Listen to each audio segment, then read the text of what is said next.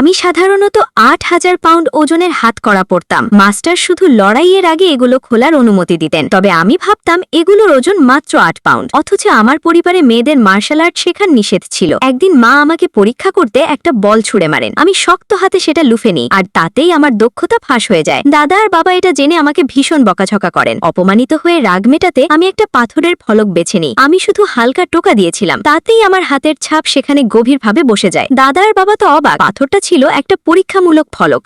গত ৫০ বছরে কেউ এতে দাগ ফেলতে পারেনি। তারা প্রতিযোগিতায় পরিবারের প্রতিনিধিত্ব করার জন্য লোক পাঠিয়ে আমাকে ডেকে আনেন, কিন্তু আমার আসল শক্তি না জানায় তারা আমাকে একদমই পাত্তা দেননি। নিজের ভাগ্য বদলাতে আর নিজেকে প্রমাণ করতে আমি প্রতিযোগিতায় নামার সিদ্ধান্ত নেই। প্রথম রাউন্ডে ছিল শক্তির পরীক্ষা। সবাইকে এক বালতি পানি নিয়ে দৌড়াতে হতো। ভারী হাত করা পড়ায় ফিনিশ লাইনে পৌঁছাতে পৌঁছাতে আমার বালতির অর্ধেক পানিই পড়ে যায়। আমি প্রথম রাউন্ডে হেরে যাই, আর প্রতিপক্ষরা আমাকে নিয়ে হাসাহাসি করে। এরপর আসে গতির পরীক্ষা। আয়নার আলোর প্রতিফলনের উপর ভিত্তি করে সবাইকে কাঠের খুঁটিতে আঘাত করতে হতো। অন্যরা সহজেই আলোতে আঘাত করে, কিন্তু ভারী হাত করার কারণে আমি প্রতিবারই এক ধাপ পিছিয়ে পড়ি। আমি আবারও সবার নিচে চলে যাই। শেষ রাউন্ডটা ছিল আসল লড়াই। সবাইকে মঞ্চে উঠতে হয়। বড় ভাই প্রথমে যায়, কিন্তু সে প্রতিপক্ষের একটা চালও সামলাতে পারেনি। সে ম্যাচটা হেরে যায়। মঞ্চে ওঠার সাহস দেখানোয় প্রতিপক্ষ তাকে নিয়ে উপহাস করে। এসব দেখে মেজো ভাই লড়াইয়ের সিদ্ধান্ত নেয়, কিন্তু আমি জানতাম সে জিততে পারবে না। পরিবারের সম্মান ডোবাচ্ছি বলে লোকজন আমার সমালোচনা করতে থাকে। কিছুক্ষণের মাঝেই মেজো ভাই মাটিতে লুটিয়ে পড়ে, তবুও প্রতিপক্ষ তাকে ছাড়ছিল না। এমন সংকটময় মুহূর্তে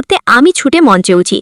আমি প্রতিপক্ষকে সজোরে মাটিতে আছড়ে ফেলি। তারপর ভাইকে সাহায্য করে মঞ্চ থেকে নামিয়ে দিই। আমি হাতকড়া খুলে মাটিতে ছুঁড়ে ফেলি। প্রতিবার হাতকড়া ফেলার সময় মাটি কেঁপে ওঠে। রেফারি কৌতূহলী হয়ে সেগুলো তোলার চেষ্টা করেও একটুও নাড়াতে পারেননি। ঠিক তখনই প্রতিপক্ষ আমার দিকে ঘুষি ছুঁড়ে মারে। আমি হালকা করে হাত নাড়াতেই তার হাত সাথে সাথে ভেঙে যায়। সে দমে না গিয়ে আমাকে আবারও আক্রমণ করে। কোনো উপায় না দেখে আমিও পাল্টা আঘাত করতে হাত তুলি। পরের সেকেন্ডেই সে ৮০০ মিটার দূরে ছিটকে পড়ে।